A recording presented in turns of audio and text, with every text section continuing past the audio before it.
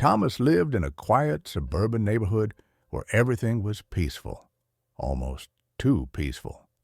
His house was small but cozy, surrounded by a wooden fence and a modest backyard. And though Thomas had lived alone for years, he never truly felt lonely, because he had Rex. Rex, a large, strong German shepherd, had been by his side for years, a loyal companion, a silent protector. But lately, something had changed. Rex had become restless, on edge. Every evening, he would sit by the gate, sniffing the air, his ears twitching as if listening to something Thomas couldn't hear. One evening, Thomas stepped out onto the porch and saw something strange. A black SUV was parked at the end of the street. The car wasn't moving, no engine sounds, no headlights, just watching. Rex let out a low, deep growl. Thomas frowned. He had no idea that this was the first warning. A few days later, Thomas stepped outside and saw someone standing near his gate. A boy, 6, maybe 7 years old, small, thin, with curly brown hair and wide, curious eyes. He wasn't afraid. In fact, he was staring directly at Rex. "Is he real?" the boy suddenly asked. Thomas chuckled. "Of course he is." The boy stepped closer, reaching a tiny hand through the wooden fence. Rex didn't growl. He didn't pull away. Instead, he sniffed the boy's fingers, and then, to Thomas's surprise, licked his hand. That was odd. Rex wasn't friendly with strangers, but somehow this boy was different. "What's your name, kid?" Thomas asked. "Nathan," the boy replied, still smiling. From that day on, Nathan would visit the gate every afternoon, and every afternoon Rex would wait for him. But then everything changed. It was late one evening when Thomas first noticed the man. Rex was already on alert, standing rigid by the door, his ears pricked forward. Thomas glanced out the window. There, standing near the fence, was a figure in dark clothing, a tall man, face hidden by the shadows of a hood, just watching. Rex let out a menacing growl. Thomas grabbed a flashlight and stepped onto the porch. "Hey!" he called out. "What do you want?" The man didn't answer. He stood still for a few seconds, and then he turned and walked away into the darkness. Thomas felt a chill run down his spine. Something wasn't right, and Rex knew it too. 2 nights later, it happened. Thomas was about to turn off the lights and go to bed when he heard it. A scream, a child's scream. Nathan. Heart pounding, Thomas rushed to the door and froze. A dark silhouette was dragging Nathan toward a car. Nathan was kicking, struggling, crying out for help. Thomas barely had time to react, because Rex already had. The German shepherd lunged forward, teeth bared. A snarl ripped through the silence. The man didn't have time to react. Rex bit down hard on the man's arm.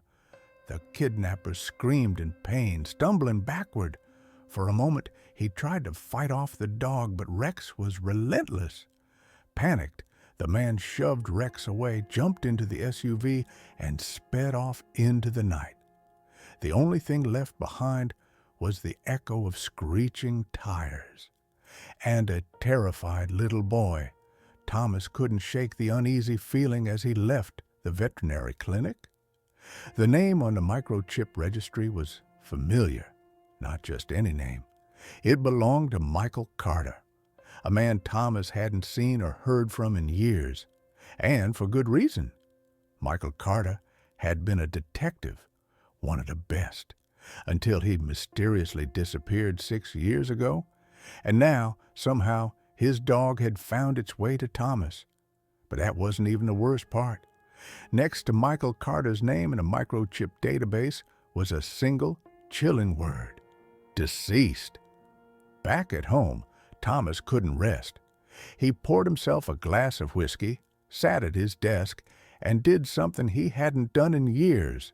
He searched for the past. Typing Michael Carter into a search engine, he found exactly what he feared. Detective Michael Carter declared dead after mysterious disappearance. His stomach twisted.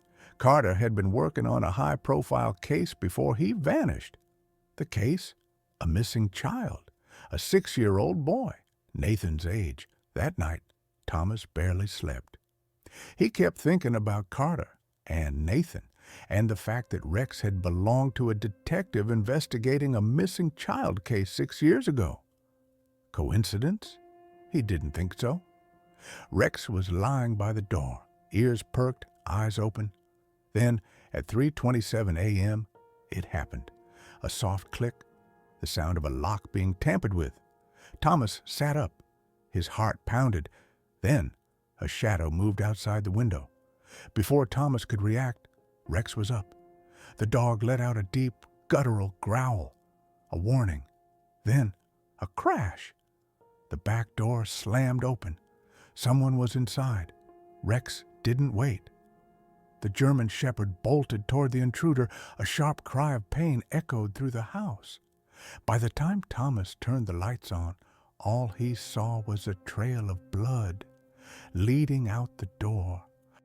By morning, Thomas knew one thing for sure. Whoever had tried to break in wasn't a random thief. They were looking for something or someone. And Thomas had a terrible feeling it was Nathan. But why? What was the connection between the boy and the case from 6 years ago? He grabbed his coat. There was only one place to get answers: the police station.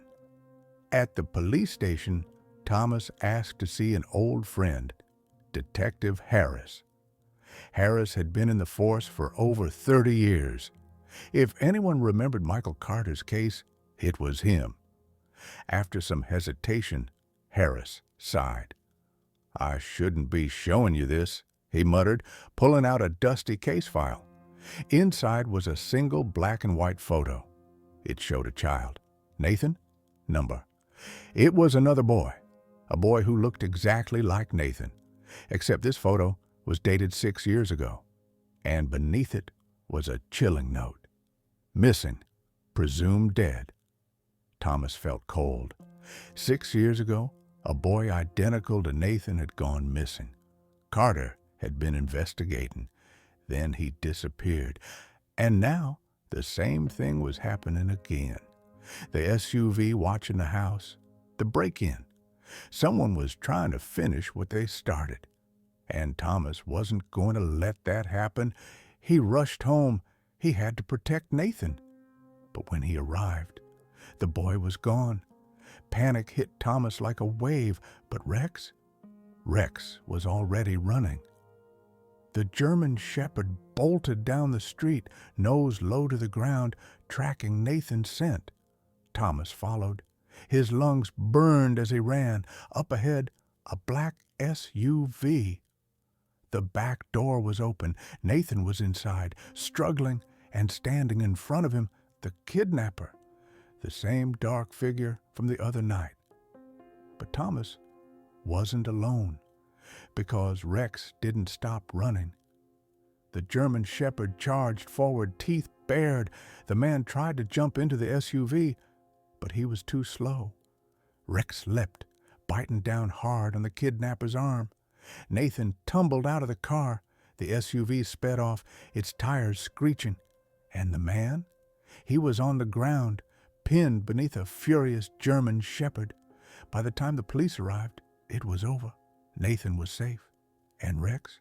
He had done what he was meant to do: protect the innocent. Days later, Thomas sat in his living room. Nathan played outside, safe, alive. But Thomas still had one question. What had really happened to Michael Carter? That's when the phone rang. It was Detective Harris. "I found something you should see." A few minutes later, an email arrived. Thomas opened it. Inside was an old photo. It showed Carter, standing next to a young German shepherd. The dog was Rex, but this wasn't taken 6 years ago. It was taken 12 years ago, which meant Rex wasn't supposed to be alive, and yet here he was, protecting a child, just like he always had, like he was meant to. Some things can't be explained, some bonds never break, and somehow Rex had found his way back to finish what Carter started and to save Nathan. One last time, the kidnapper was in custody. Nathan was safe. But Thomas couldn't shake the feeling that something was still missing. How had Rex found him? Why had the dog reacted so strongly to the kidnapping? And most importantly, why did it feel like Rex remembered everything? Thomas spent hours looking at the old photo of Michael Carter and Rex. The date still bothered him. 12 years ago, Rex should have been long dead.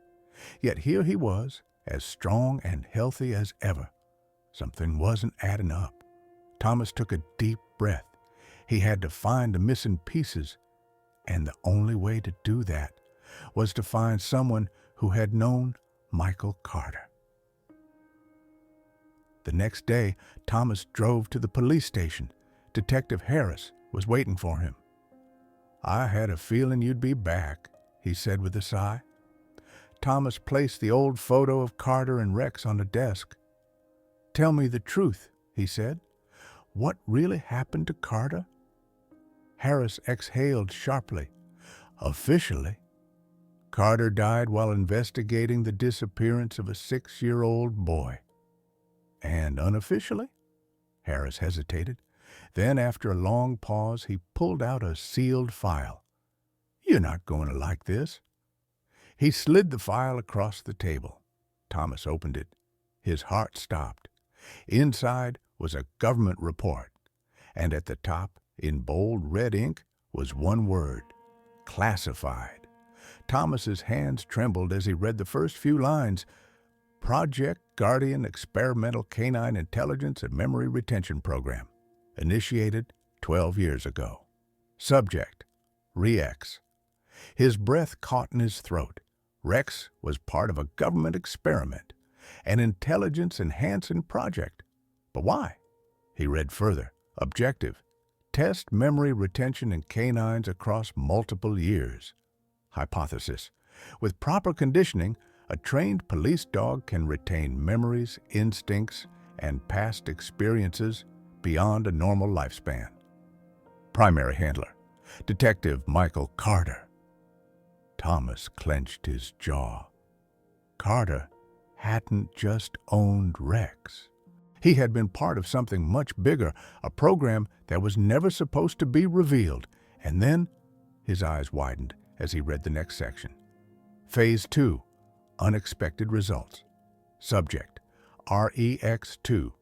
Current status: active. Location: unknown. His blood ran cold. There was another Rex, and it was still out there. Thomas stared at the file. Rex had been part of an experiment, and now there was another dog, still missing. His mind raced. Could it be connected to the kidnappings? Had the government lost control of their own creation? Thomas looked up at Harris. "I need to find the second dog." Harris hesitated. Then, reluctantly, he nodded. "There's only one person who might know." He scribbled an address on a piece of paper. "Go here, but be careful." Thomas glanced at the address. A rundown facility on the outskirts of town, a place long forgotten. And something told him he wasn't ready for what he was about to find. The facility was falling apart. A rusted sign read, "Government Research Center, closed." Thomas pushed open the half-broken door. Inside, the air was stale. Papers and old equipment were scattered everywhere. Rex sniffed the air, then growled. Thomas's chest tightened. Something was here. He moved forward cautiously and then froze, because on the wall, in faded marker, was a list of names. Some were crossed out. Only one wasn't, and that name was REX-2. Thomas's pulse pounded. This wasn't just an experiment. It was a program that had gone wrong. A chilling thought hit Thomas. Nathan hadn't been the only child taken. The kidnappings went back years, and every case had one thing in common. They all happened near places where the Project Guardian dogs had been released, which meant the kidnappers weren't just targeting kids. They were trying to get to the dogs. And suddenly, everything made sense. Nathan hadn't been taken by random criminals. Someone had wanted Rex to react. Someone had wanted to test if he remembered his old instincts. And the worst part? It had worked. Rex had led Thomas straight to the truth. But the people responsible, they were still out there. Thomas stared at Rex, his loyal companion, the dog that had saved his life, the dog that had saved Nathan. And he knew one thing for certain: they weren't finished yet. If there was another kid out there, another missing guardian dog, he was going to find them. Because Rex hadn't just come back to save one life. He had come back to finish what Carter started. And this time, Thomas was going to help him. Thomas's pulse pounded. This wasn't just an experiment. It was a program that had gone wrong. A chilling thought hit him. Nathan hadn't been the only child taken. The kidnapping stretched back years, and in every case, there was one thing in common. They all happened near places where the Project Guardian dogs had been released, which meant the kidnappers weren't just targeting kids. They were trying to track down the dogs. And suddenly, everything made sense. Nathan wasn't taken by random criminals. Someone had wanted Rex to react. Someone had wanted to test if he remembered his old instincts. And the worst part? It worked. Rex had led Thomas straight to the truth. But the people responsible, they were still out there. Thomas drove straight to the police station the next morning. Detective Harris, a grizzled officer with 3 decades of experience, sat behind his desk, reading the latest crime reports. When he saw Thomas enter, he sighed. "I had a feeling you'd be back," he muttered, setting his coffee down. Thomas didn't hesitate. He pulled a faded photograph from his jacket and slapped it onto the desk. A picture of Michael Carter and a younger Rex. "Tell me the truth," Thomas demanded. Harris looked at the picture for a long moment. His jaw tightened. "You don't want to go down this road, Thomas," he said finally. Thomas didn't blink. "I'm already on it." Harris exhaled sharply and rubbed his temples. "Officially," he said, "Carter died investigating the disappearance of a 6-year-old boy." "And unofficially?" Thomas pressed. Harris hesitated. Then, after a long pause, he reached into his desk drawer. He pulled out a sealed manila folder and slid it across the desk. "You're not going to like this," he muttered. Thomas's stomach twisted as he reached for the file. The cover was stamped in bold red ink, and at the very top, one word sent a chill down his spine: classified.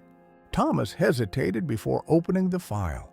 The weight of the classified stamp pressed down on him like a physical force. Rex sat beside him, ears alert, sensing the tension in the air. Detective Harris watched him carefully. "Before you read that, Thomas," he said gravely, "you need to understand this isn't just about your dog. It's bigger than you, bigger than me, bigger than anything you can walk away from." Thomas ignored the warning and flipped open the file. What he saw made his blood run cold. Inside were dozens of photographs, some black and white, others grainy surveillance shots. And in almost every picture, there was a German shepherd, not just one, many.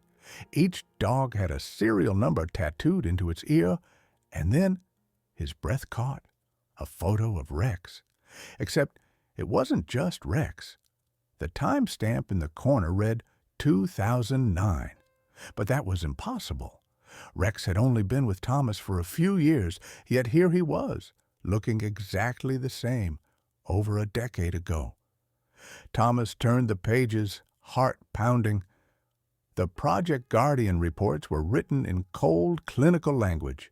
Objective: to develop a genetically enhanced canine security force.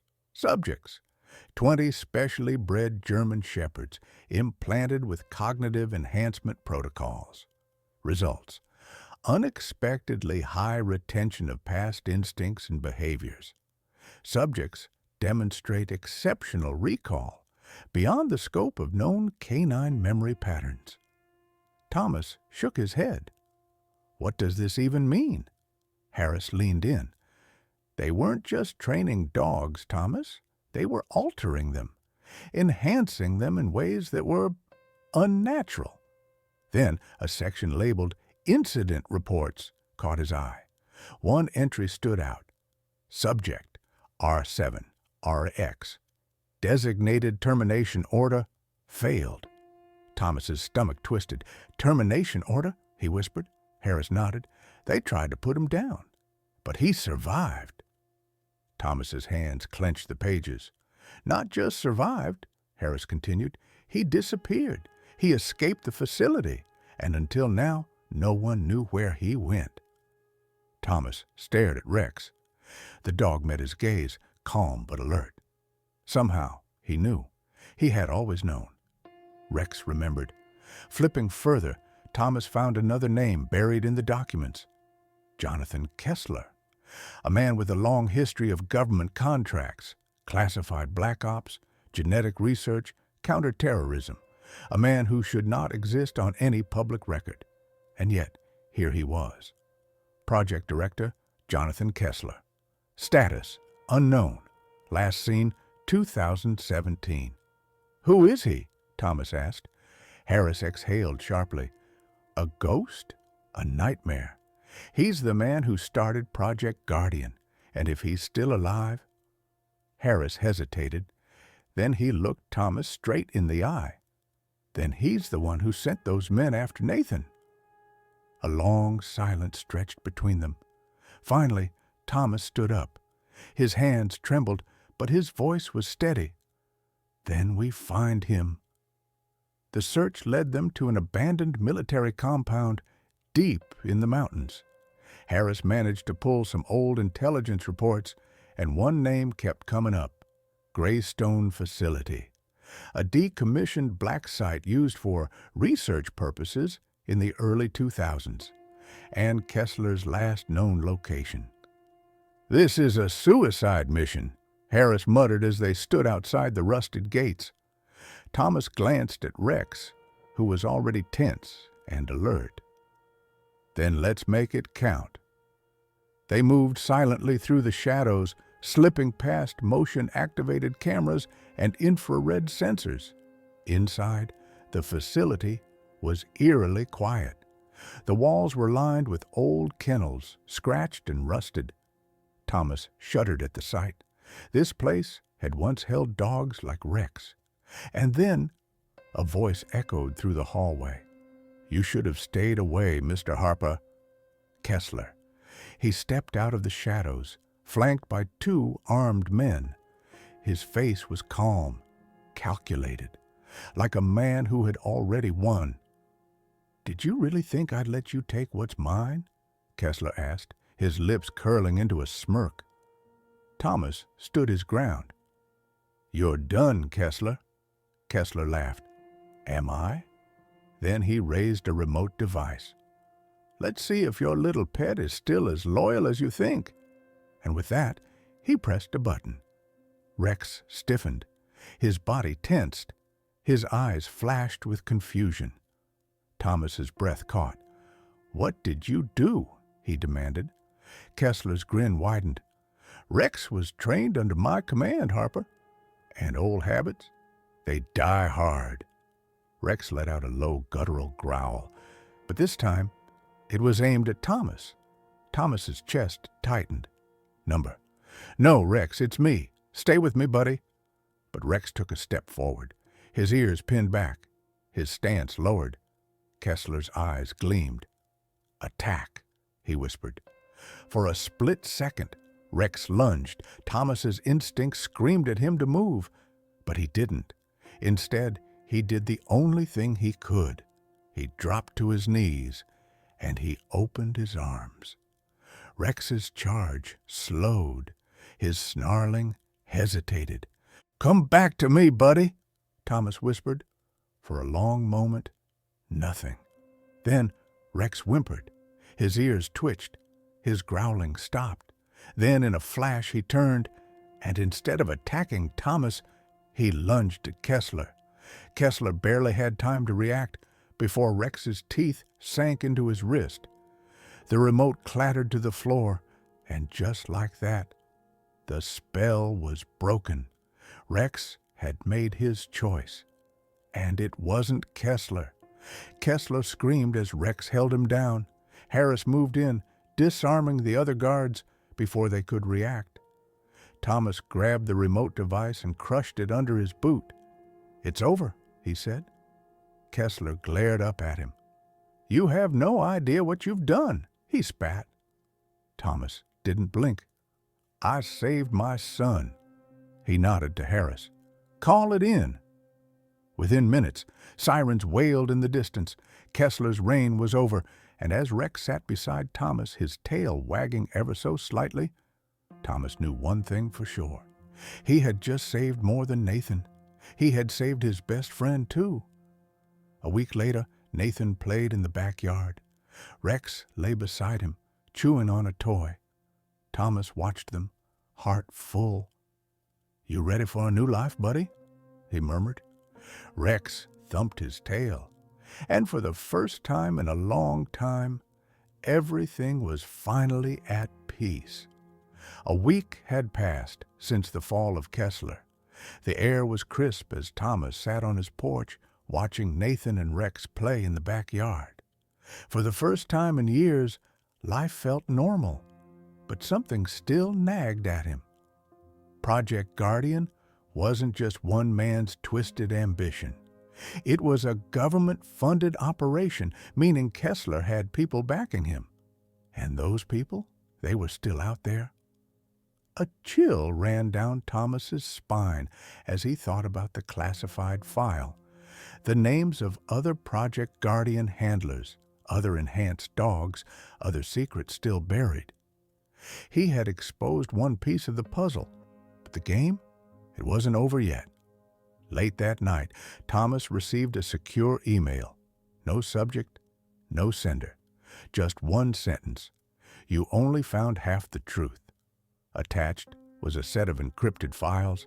His hands trembled as he clicked the first document, a list of coordinates, and at the top, 2 words, "active subjects."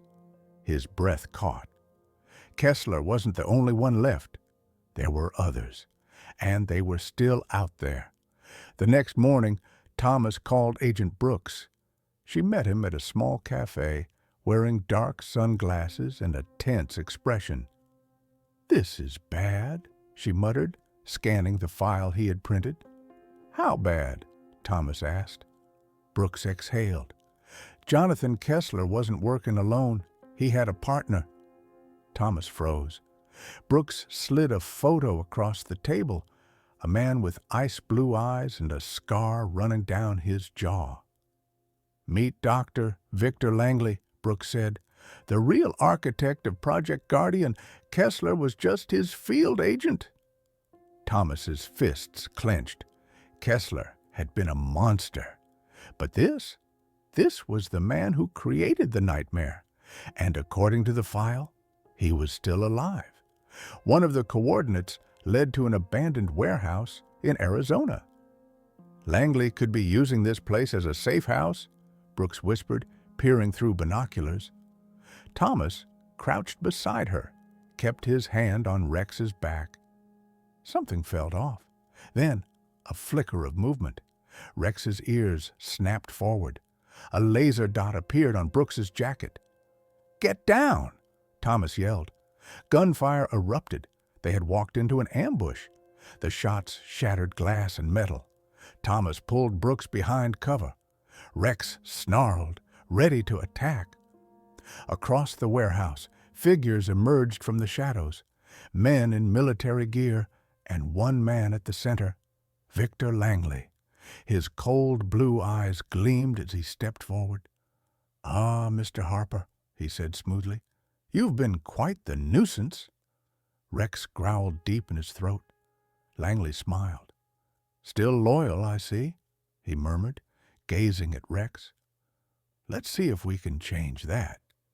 He reached into his coat and pulled out a dog whistle. A high-frequency tone split the air. Rex flinched. His body stiffened. Langley whispered, "Obey." For one terrifying second, Rex turned toward Thomas, eyes blank, muscles rigid. Thomas's chest tightened. No, not like this. Then a single bark, not a snarl, not a growl, a clear, defiant bark. Rex shook his head. Langley's smile faltered.